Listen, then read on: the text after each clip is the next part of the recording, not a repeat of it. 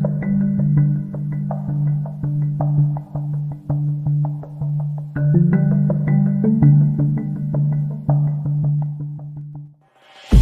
काफ़ी देर तक एक नपी तुली रफ्तार के साथ विजयवाड़ा जंक्शन के वसी यार्ड में गुजरती रही। जब रेल पटरियों के कुशादा जाल से निकलकर मेन लाइन पर आई तो इसकी रफ्तार तेज़ हो गई। मुझे नींद आने लगी थी।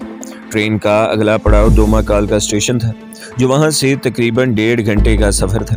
मैंने अपना बिस्तर बंद के साथ लगाया और आंखें बंद कर ली। कुछ देर मैं सोनिया के बारे में सोचता रहा। वो बदकिस्मत लड़की न जाने कहाँ और किस हाल में होगी। और फिर मुझे नींद आ गई। एक हल्के से धचके से मेरी आंख खुल गई। ट्रेन डोमाकाल के रेलवे स्टेशन पर खड़ी थी। ये भी आंध्र प्रदेश का एक बड़ा शहर था, मगर जंक्शन नहीं था। यहाँ ट्रेन 10 मिनट रुकी और फिर रवाना हो गई। अब मुझे नींद नहीं आ रही थी। ट्रेन खेतों, दरियाओं, छदरे जंगलों और नारियल ताड़ और छालिया के 2 रविया दरख्तों के दरमियान में से पूरी रफ्तार से गुजर रही थी और छोटे छोटे स्टेशन पीछे छोड़ती चली जा रही थी। वरिंगल अभी दूर था। पू फटने लगी। फिर डब्बे की खिड़कियों से बाहर दरख्तों, खेतों और जंगलों के मंजर। सुबह की अवलियन हल्की नीली रोशनी में जाहिर होना शुरू हो गए थे। सफ़ेद धोती वाली औरत ने गले की माला उतारकर हाथ में थामी और अपना मुंह खिड़की में से नजर आते आसमान की तरफ करके तामुल में सूरज देवता की शान में लिखे गए कदीम अश्लोकों का विरद शुरू कर दिया। वो धीमी आवाज और कर्नाटकी अंग में यह श्लोक गा रही थी। मेरी बाएं जानिब जो मुसाफिर लंबी चादर तान कर सो रहा था, अपने चेहरे पर से चादर हटाकर उठ बैठा। ये एक लड़की थी। कुछ स्याह बाल सांवले चेहरे पर आए हुए थे। इसने एक अंगड़ाई लेकर बालों को पीछे हटाया तो इसकी चूड़ियां ट्रेन के शोर में भी बज उठी। मैं अपने घुटनों को बाजुओं में लिए चुपचाप बैठा हुआ इसे जूड़ा करता देख रहा था। इसकी पीठ मेरी तरफ थी। चादर परे करके इसने पाँव सीट से नीचे रखे तो मैंने इसको सामने से देखा। वो एक दुबली पतली खुशशक्ल लड़की थी। माथे पर सुर्ख बिंदिया और कानों में फैरूजी बिंदे थे। एक निगाह गलत अंदाज मुझ पर डालते हुए वो उठी और सामान की गठरियों को अलांगती हुई टॉयलेट की तरफ चल दी। मोटी औरत अभी तक इसी तरह श्लोक पढ़ रही थी। ट्रेन विरिंगल जंक्शन के मज़ाफ़ात में दाखिल हो चुकी थी और फैक्ट्रियों की चिमनियाँ, खेतियाँ और मज़ाफ़ाती बस्तियों के मकान तेज़ी से पीछे जा रहे थे। मैंने फैसला कर लिया था कि विरिंगल एक बड़ा जंक्शन है, लिहाजा मैं डब्बे से बाहर नहीं निकलूंगा और वहीं बैठा रहूंगा। ट्रेन की रफ्तार धीमी हो गई थी। वो विरिंगल के रेलवे यार्ड में से गुजर रही थी। अब दिन पूरी तरह निकल आया था। सुर्ख बिंदिया वाली लड़की टॉयलेट से निकलकर वापस अपनी सीट पर आकर बैठी तो इसके बालों में कंघी फिरी हुई थी और चेहरा धुला धुलाया हुआ था। मोटी औरत ने भी सूर्या देवता का स्मरण बंद कर दिया था। इसने सीट के नीचे कांसी का एक डब्बा निकालकर खोला और चावलों की मीठी रोटी निकालकर केले के पत्ते के ऊपर रखी और लड़की को देकर कहा, मीनाक्षी यहाँ से चाय ले लेना उतरकर। इस लड़की का नाम मीनाक्षी था और वो औरत इसकी माँ थी। गाड़ी विरिंगल के अजीमुशान स्टेशन में दाखिल होकर एक बार रौनक प्लेटफॉर्म ठहर गई। ये माँ बेटी मरहटा जुबान में गुफ्तगू करने लगी। मोटी औरत ने एक डोंगा निकालकर इसे दिया कि बाहर से चाय ले आई। डब्बे पर एक रश टूट पड़ा। मीनाक्षी मीठी रोटी खाते हुए बोली, अम्मा थोड़ा रश कम हो जाए तो ले आऊंगी। इसकी माँ ने डोंगा संदूक पर रख दिया। इसकी नज़र मुझ पर पड़ी तो इस नेक दिल औरत ने डब्बे में से एक मीठी रोटी निकालकर मेरी तरफ बढ़ाई। तुम भी खाओ, ये लो, ये ले लो, हम छूट छात नहीं करते। आर्या समाजी। मैंने सोचा कि इस औरत से बहस करने के बजाय रोटी ले ली जाए। चुनाचा मैंने रोटी पकड़ ली और धन्यवाद कहकर शुक्रिया अदा किया। औरत ने पूछा, तुम मराठा हो? मैं मराठी जुबान खूब बोल लेता था। चुनाचा मराठी में ही जवाब दिया कि हाँ, मैं मराठा हूँ। अगरचे रंग मराठों की तरह सांवला और काट चौड़ा चकला था, जैसा कि आमतौर पर हिंदुस्तान वालों का नहीं होता। इस पर लड़की मीनाक्षी ने मेरी तरफ देखा। इसकी आंखों में एक अजीब सा तजस्सुस मुझे नजर आया। औरत ने कुदरती तौर पर पूछा कि मैं कहाँ जा रहा हूँ। जाहिर है मुझे वरिंगल से अगले बड़े शहर यानी रामगंदम पर उतरना था। मैंने कहा, रामागंदम जा रहा हूँ। इस पर मोटी औरत ने कदरे चौंक कर कहा, हम भी वहीं जा रहे हैं। सांगा कॉलोनी हमारा मकान है, तुम कहाँ रहते हो? इस बातूनी औरत ने मुझे मुश्किल में डाल दिया था। अब इस सवाल का क्या जवाब देता। बस एक फर्जी कहानी घड़कर सुना दी कि महाराष्ट्र के शहर कोल्हापुर का रहने वाला हूँ। माँ बाप और बहन भाई कोई नहीं है और कोल्हापुर के एक विद्यालय में बच्चों को अंग्रेजी पढ़ाता हूँ। कम तनख्वाह में गुजारा नहीं होता था। एक आदमी ने विजयवाड़ा सरकारी नौकरी के लिए बुलवाया था। वहाँ पहुंचकर पता चला कि वो रामागंदम में है। अब इसी के पास जा रहा हूँ। कहाँ रहता है वो? मोटी औरत ने सवाल किया। मैंने कहा कि ठीक से मालूम नहीं, बस इतना बताया गया है कि रेलवे स्टेशन पर उतर गए। सामने वाले होटल के मालिक से इसका पता पूछ लो। लड़की हंस पड़ी। अगर वो ना मिला तो क्या करोगे? अजीब अहमकाना बात की थी इस लड़की ने। मैंने कहा, वापस चला जाऊंगा कोल्हापुर अपने शहर।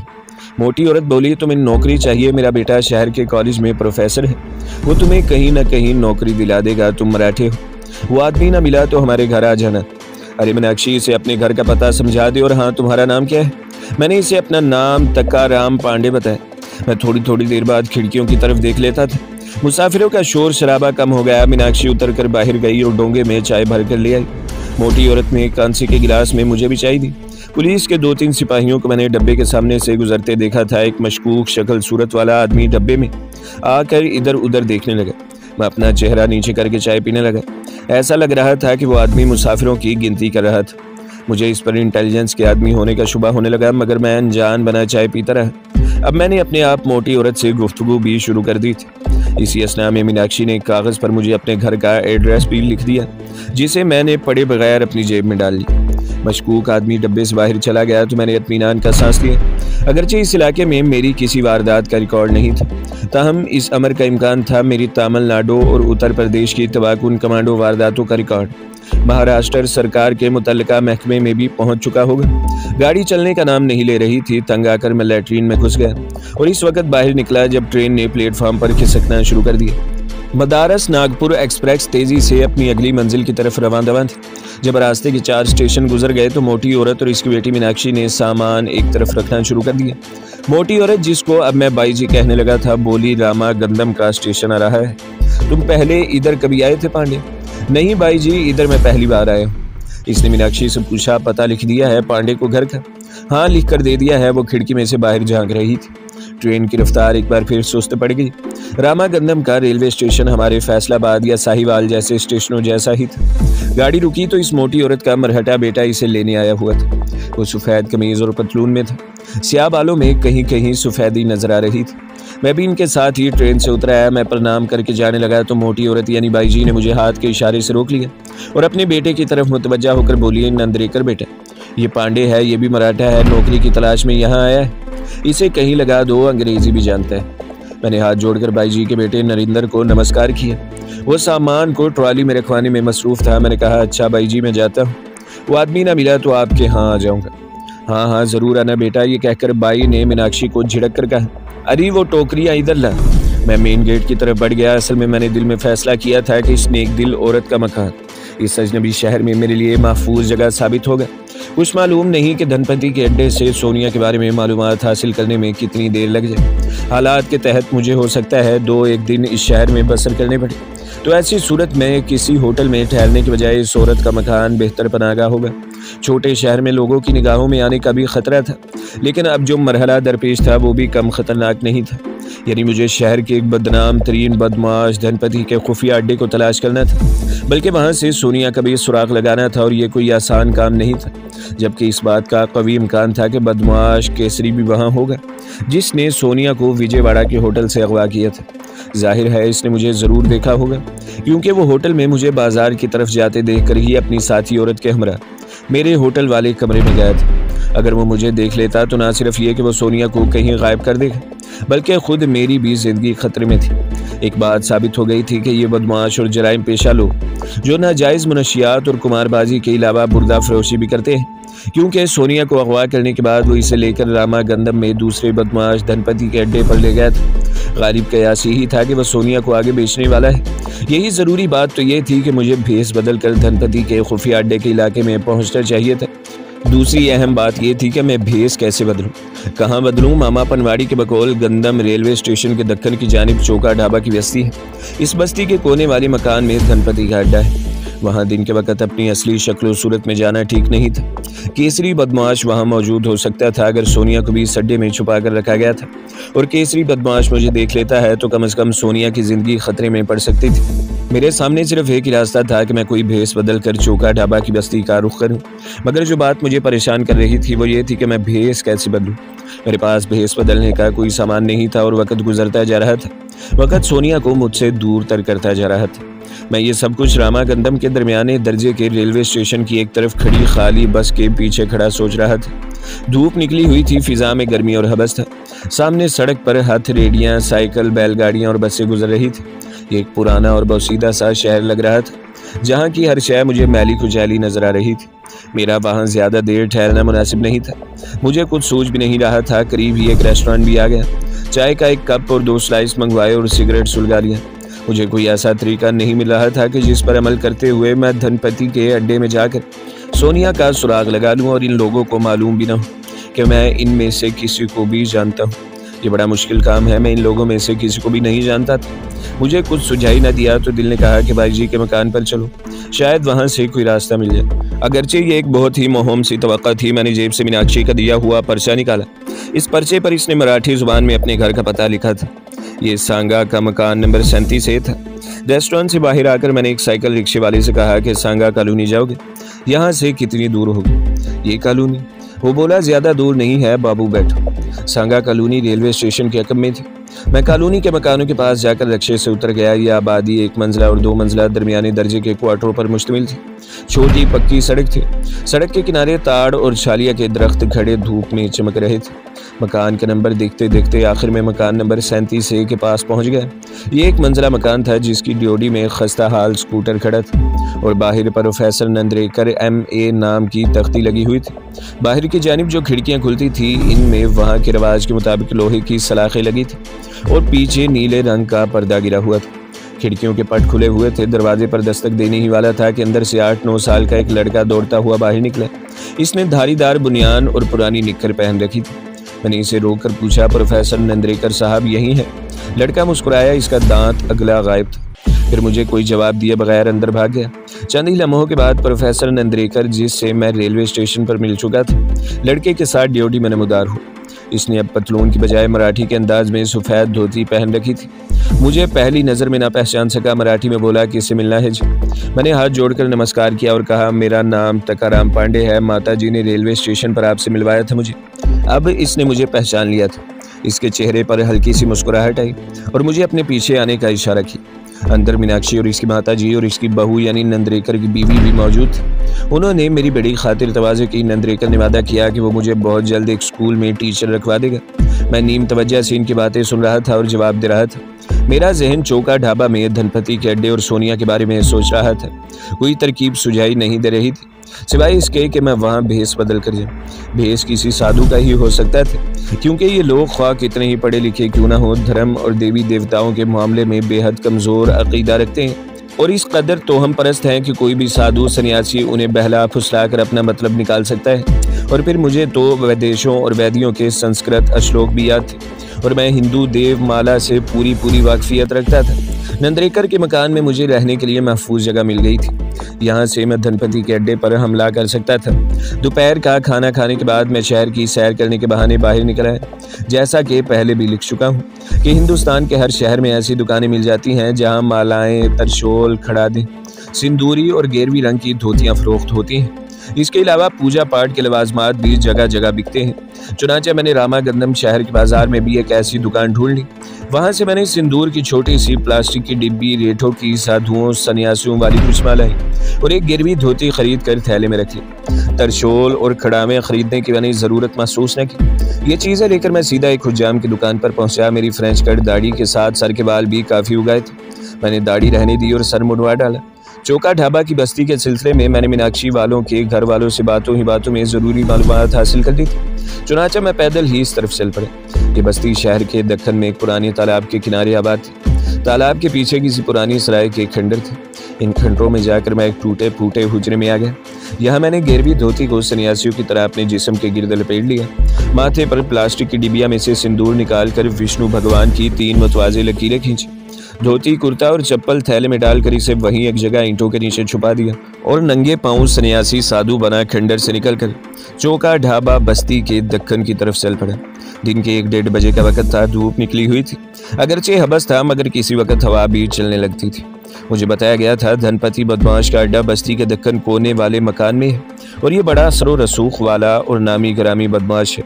किसी में इतनी जुर्रत नहीं थी कि इसके अड्डे की तरफ आंख उठाकर भी देख सके। मेरा हुलिया इस वक्त ऐसा था कि मुझे केसरी भी नहीं पहचान सकता था। आखिर मुझे बस्ती के कोने पर एक मकान नजर आया जिसके सहन की दीवार किसी मर्द की कमर तक पहुंचती थी। अंदर से एक भारी भरकम जिस्म वाला आदमी चटाई पर सिर्फ लंगोट पहने हुए बैठा था। अपने मोटे बदन पर तेल की मालिश करवा रहा था। एक काला सा लड़का इसकी पीठ पर जोर जोर से तेल वाला हाथ चला रहा था।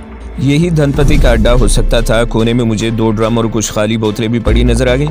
मैं तेज कदमों से चलता हुआ मकान के दरवाजे पर आया और बेधड़क सहन में दाखिल हो गया और एक हाथ बुलंद करके जोर से नारा मारा और संस्कृत के एक श्लोक की सत्र पढ़ी, आहम बरहमासी तथागतो।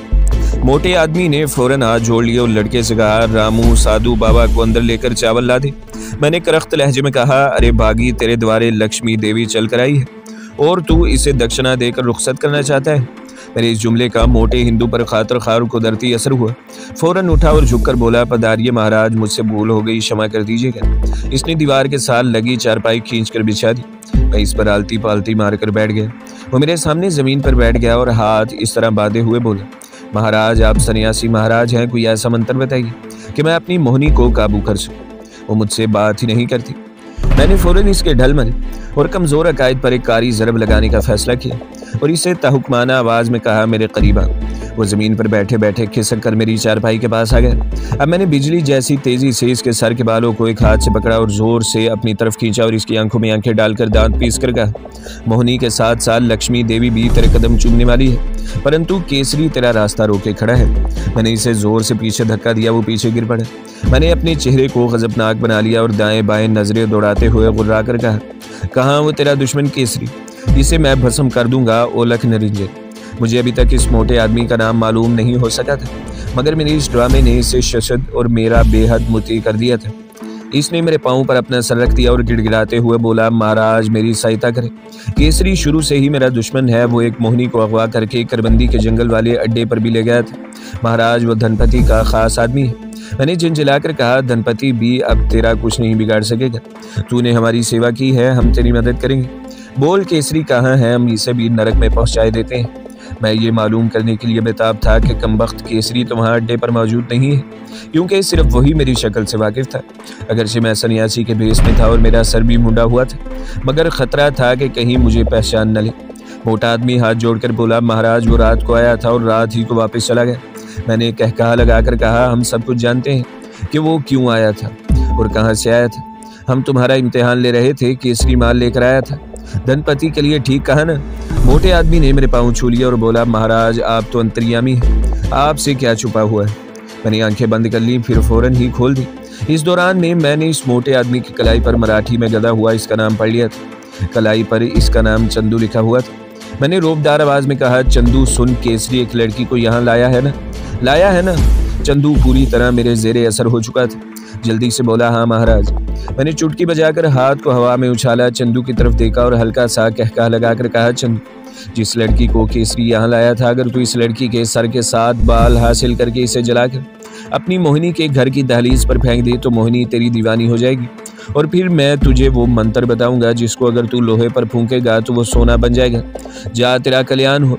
अब हम जाते हैं। जब तक केसरी की लाई हुई लड़की यानी सोनिया के बारे में मुझे पूरी तफसीलात न मिल जाती, मैं वहाँ से हिल ही नहीं सकता था।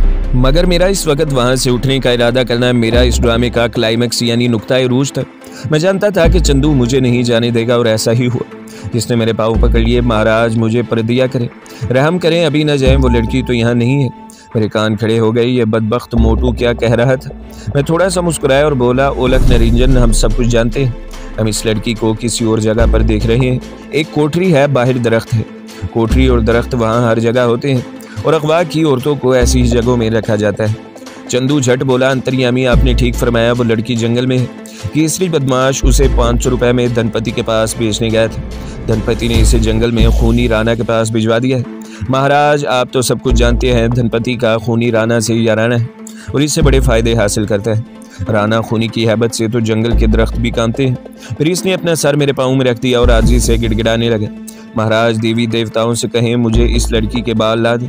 महाराज मैं वहाँ नहीं जा सकता, राणा खूनी मुझे गोली मार देगा। मैं मोहिनी के बगैर जिंदा नहीं रह सकता महाराज। अब मैं इस बात की तस्दीक करना चाहता था कि जिस लड़की को केसरी यहाँ लाया था, क्या वो सोनिया ही थी। मैंने चंदू के सर के बालों को पकड़कर पीछे धक्का दिया और गुस्से में कहा, मूर्ख तू बुज़दिल है, तू कुछ नहीं कर सकता। अब जो सवाल करेंगे इसका ठीक ठीक जवाब दे। पूछे महाराज, चंदू ने हाथ बांधते हुए कहा। मैंने इसे सोनिया का जो हुलिया बताया, इसने इसकी बराबर तस्दीक की। वो इससे मेरा चमत्कार यानी करिश्मा समझा कि मैं इस औरत का हूबहू नाक नक्शा बता रहा हूँ जिसको केसरी अगवा करके लाया था और जिसे मैंने नहीं देखा था। जब मुझे यकीन हो गया कि यहाँ सोनिया को ही लाया गया था, तो फिर मैंने इससे अपने मखसूस तहुकमाना अंदाज में करबंदी जंगल में इस ठिकाने के बारे में पूछा जहाँ राणा खूनी की खुफिया कमीनगाह थी और इसके बकौल जहाँ सोनिया राणा खूनी की तहवील में थी। चंदू को भी करवंदी जंगल वाली कमीनगाह के मतलब सिर्फ इतना ही मालूम था कि वो चंद्रापुर से जो छोटी लाइन गोंडा की तरफ जाती है, इसके आधे रास्ते पश्चिम की तरफ एक कच्चा रास्ता घने जंगल में जाता है। ये रास्ता आदिवासियों के एक जंगली गांव में पहुंचकर ख़त्म हो जाता है। इससे आगे जंगल का खतरनाक इलाका शुरू होता है, जहां पहाड़ी है, वीरान संगलाख टेकरियां, आबशारे, गहरी खड्डे और हज़ारों बरस पुराने गार हैं। ये जंगल सांपों, आदमखोर शेरों, खूनी दरिंदों से भरा हुआ है। यहाँ सुर्ख चट्टानों के दरमियान में एक नदी बहती है, जिसका पुल एक तरफ से टूटकर नदी में गिरा हुआ है। इस नदी के पार एक छोटी सी पहाड़ी के गार में राना की खूनी कमीनगाह थी। ये सब कुछ चंदू ने इसलिए भी मुझे बता दिया था कि मैंने इसे कहा था कि मैं खुद लड़की के सर के बाल लेने जाऊंगा। वो तो मेरे आगे बिछ रहा था। मैंने इससे अहद लिया कि अगर इसने किसी दूसरे को ये बातें बता दी तो सारी जिंदगी वो अपनी मोहिनी और लक्ष्मी देवी की शक्ल नहीं देख सकेगा। वो मेरे सर पर हाथ रखकर बोला, महाराज आप अंतर्यामी है, ज्ञानी ध्यानी है, मैं किसी के आगे जुबान नहीं खोलूंगा। फिर मेरे हाथ को बोसा दिया और आजी से सवाल किया, महाराज आप कब जाएंगे? परंतु महाराज राना खूनी बड़ा जालिम है, इसके साथी जंगल में आसपास राइफलें लिए पहरे पर मौजूद रहते हैं। मैंने हाथ उठाया और कहा, मूर्ख मनुष्य, तू सन्यासियों की शक्ति से बेखबर है, तूने हमारी सेवा की है, हम इसीलिए तेरी मदद करने जा रहे हैं। राना खूनी हमारा बाल भी बीका नहीं कर सकता। अच्छा अब हम चलते हैं। खुदा का शुक्र था अभी तक धनपति वहां नहीं आया था, वरना मुझे एक बार फिर ड्रामे का सीन दोहराना पड़ जाता। वो सिहन के दरवाजे तक मेरे पीछे पीछे आया, मेरे पाँव छूकर बोला, महाराज आप कब तक वापस पधारेंगे? मैंने इसे हाथ से पीछे धक्का देकर कहा, अब ज्यादा बकवास न कर, जा दफा हो जा, तू हम पर हुक्म चलाने वाला कौन होता है? वो तो गिड़गिड़ाने लगा, मुआफिया मांगने लगा। मैं इसे यह कहकर जल्द वापस आऊंगा। ओलख नरिंजन का नारा लगाकर चल दिया। तेज तेज कदमों से चलता हुआ बस्ती की गलियों में दाखिल हो गया और बस्ती की दूसरी तरफ से निकलकर सीधा तालाब के अकब वाले पुराने खंडर में आ गया। वो सीधा हुजरे में पहुंचकर ईंटों के नीचे से थैला निकालकर कपड़े तब्दील किए, माथे पर लगा हुआ तिलक पोंछकर मिटाया, माला और गिर वाली बास थैले में रखा और धोती कुर्ते और चप्पल में वापस नंदरेकर के मकान की तरफ रवाना हो गया। मुझे उम्मीद नहीं थी कि यह मिशन इतनी जल्दी मुकम्मल हो जाएगा। अब दूसरा मरहला शुरू होने वाला था, जो दुश्वार और कठिन था। मैं चाहता था कि मुझे करवंदी के जंगल के बारे में मज़ीद मालूमात हासिल हो सके। तो दोस्तों अगली किस्त देखने के लिए हमारे चैनल को सब्सक्राइब करें, वीडियो को लाइक करें और बेल के आइकॉन को भी दबा दें, ताकि हर जो आने वाली वीडियो है वो आपको सबसे पहले मिलती रहे।